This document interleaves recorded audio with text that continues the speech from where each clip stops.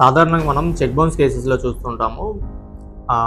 Check bounce కేసెస్లో civil ఇవి దీంతో పాటు సైమల్టేనియస్గా సివిల్ ప్రొసీడింగ్స్ కూడా ఫైల్ చేస్తూ ఉంటారన్నమాట. అంటే ఫర్ ఎగ్జాంపుల్ ఏ అనే పర్సన్ ఒక 1 lakh రూపీస్ బి అనే పర్సన్ నుంచి తీసుకున్నారు. బి అనే పర్సన్కి ఒక ప్రామిసరీ నోటు, ఒక చెక్ కూడా ఇచ్చారు.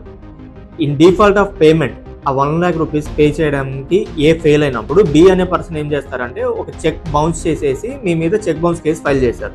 దాంతో ఆయన రెమెడీ ఎగ్జాస్ట్ అయిపోయిందా, చెక్ బౌన్స్ ఫైల్ చేశారు కదా ఇంకేం రెమెడీ తీసుకోవడానికి లేకుండా పోయిందంటే అలా అని కాదు.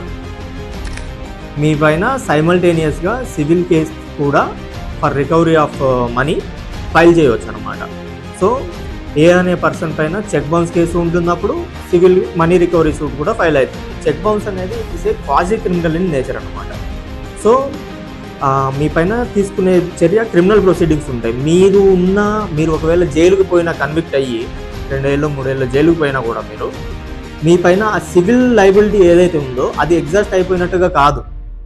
మీ పైన ఈ చెక్ బౌన్స్ కేసు తీసుకునే చర్య ఏమంటే it's a quasi criminal in nature.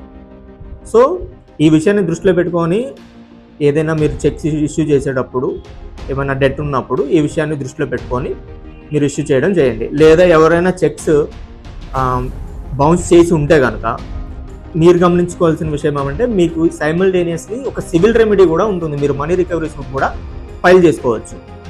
So ఈ విషయాన్ని గుర్తుపెట్టుకొని ఈ విషయాన్ని పరిగణనలో తీసుకొని చర్యలు తీసుకోండి.